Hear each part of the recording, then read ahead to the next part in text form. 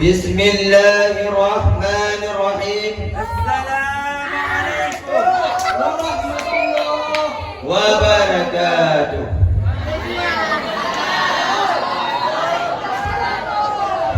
Alhamdulillah, alhamdulillah rabbil alamin, wal 'aqibatu lil muttaqin, wala 'udwana illa 'alal zalimin. Wassalatu wassalamu ala khairi khalqihi Muhammadin wa ala alihi wa sahbihi ajma'in. Ashhadu an la ilaha illallah wahdahu la syarika lah, wa ashhadu anna Muhammadan abduhu wa rasuluhu la nabiyya ba'da. Amma.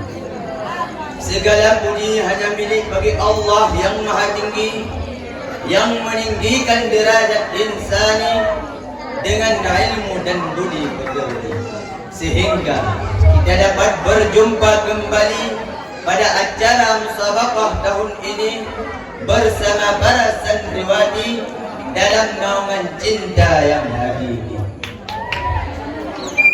Selawat beriring salam semoga selalu tercurah limpahkan kepada junjungan alam, pembesar reformasi Islam yang namanya selalu teringat siang dan malam, yakni Habibana wa Nabiyana Muhammad sallallahu alaihi wasallam, yang mana oleh beliau telah membawa umat manusia dari alam jahiliyah ke alam Islamiyah, dari alam menyembah berhala ke alam menyembah Allah Subhanahu wa taala. Dan dengan hati beliau pula kita dapat membedakan yang mana Quran dan yang mana Al-Quran. Dan dengan hati beliau pula kita dapat membedakan yang mana alkohol dan yang mana teh botol.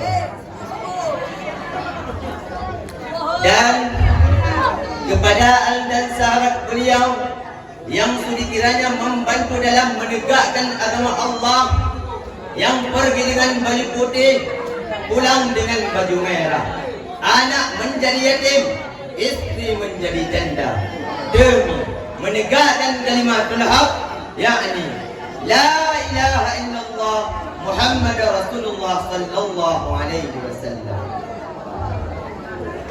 Dan kepada tabi'in, ulama mutaqaddimin maupun ulama mutakhirin yang muktabar keduanya di sisi Allah.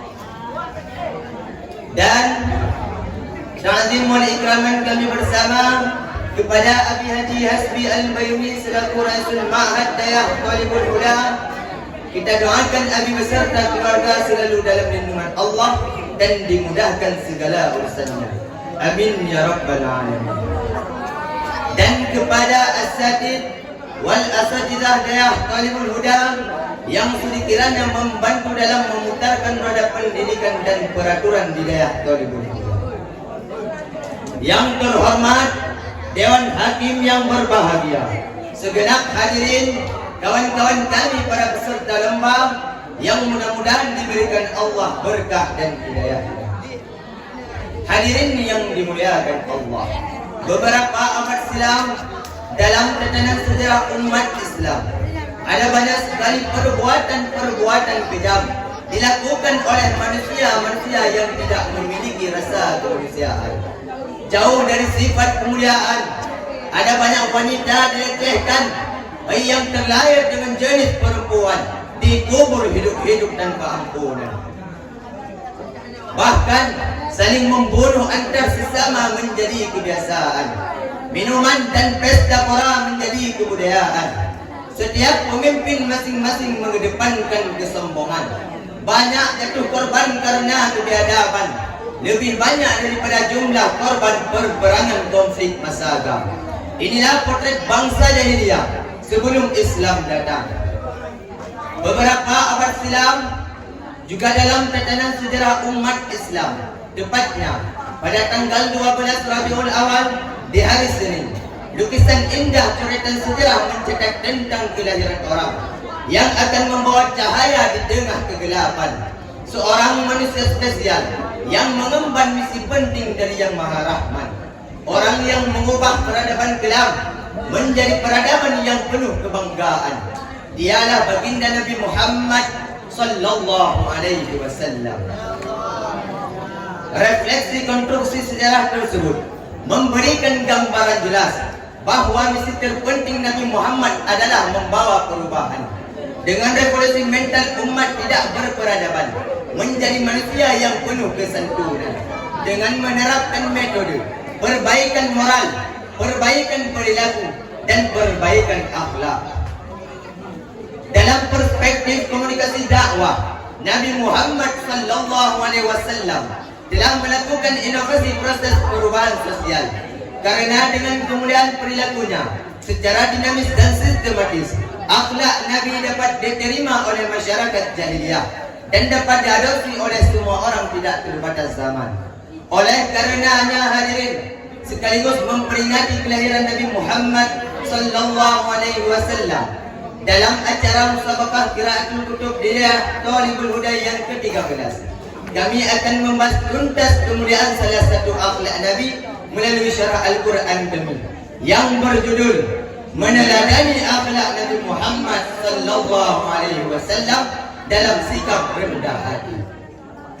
Dengan landasan Al-Quran, Quran surah Al-Furqan surah yang ke-25 ayat 63, Allah berfirman,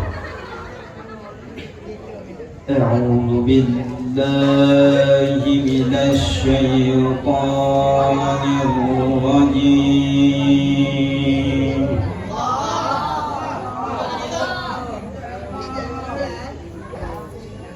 بسم الله الرحمن الرحيم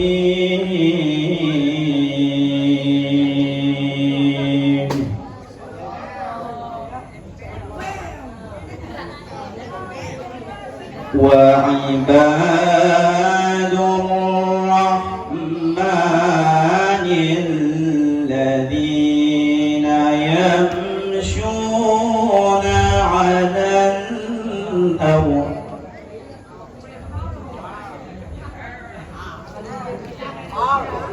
هونا وإذا خاطبهم الجاهلون قالوا سلاما. Yang artinya, aku berlindung dengan nama Allah dari godaan syaitan yang terkutuk, dengan menyebutkan nama Allah yang Maha Pengasih lagi Maha Penyayang, dan hamba-hamba Tuhan yang Maha Penyayang itu ialah orang-orang yang berjalan di atas bumi dengan rendah hati.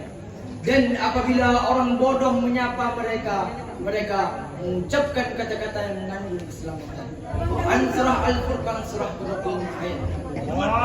hadirin yang dimuliakan Allah.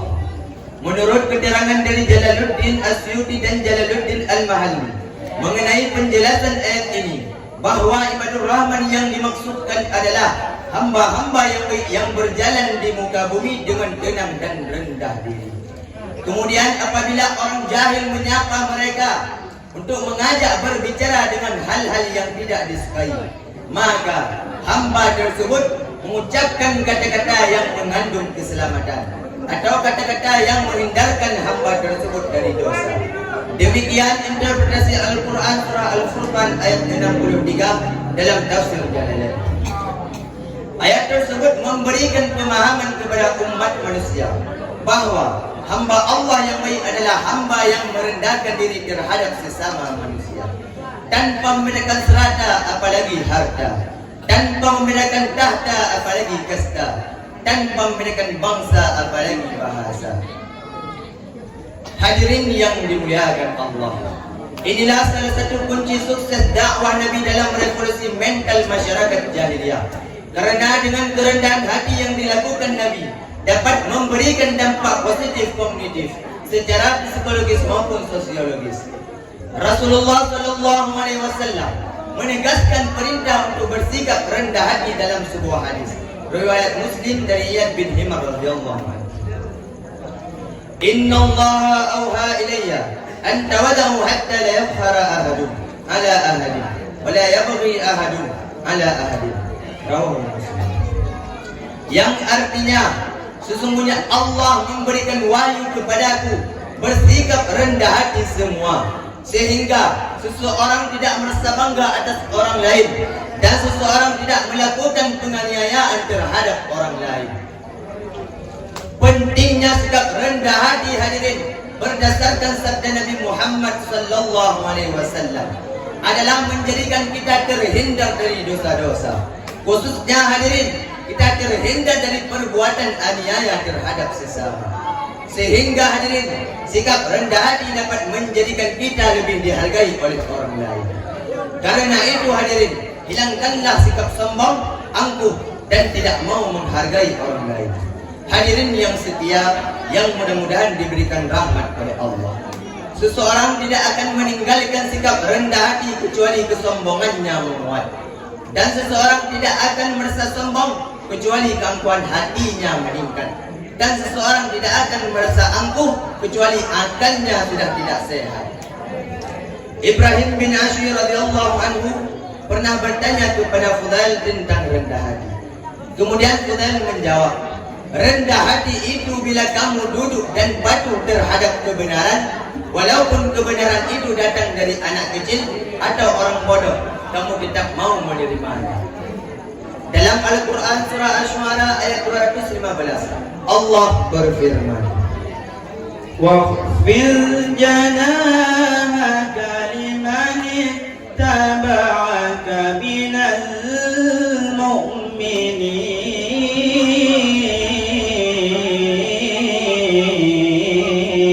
المؤمنين صدق الله العظيم.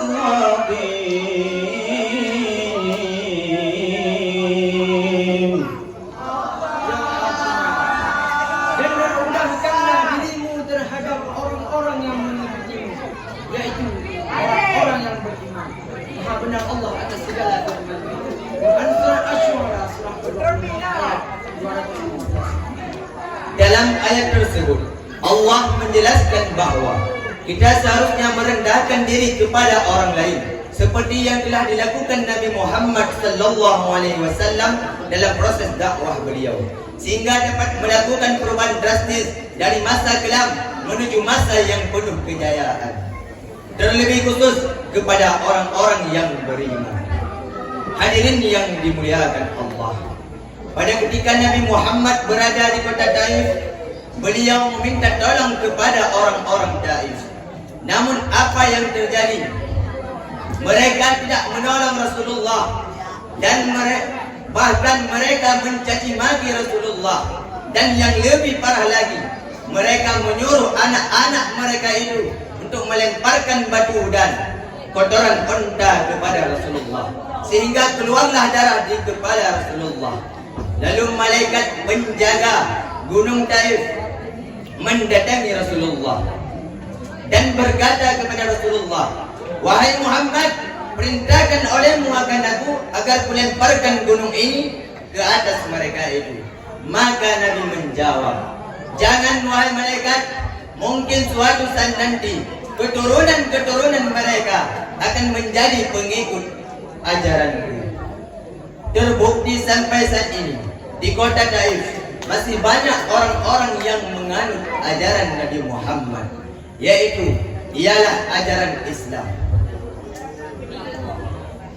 Hanya inilah yang dapat kami sampaikan. Mohon ampun dan maaf untuk setiap kekurangan.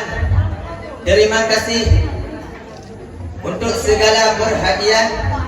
Kami akhiri dengan ucapan Wassalamualaikum warahmatullahi wabarakatuh. Allahi wabarakatuh.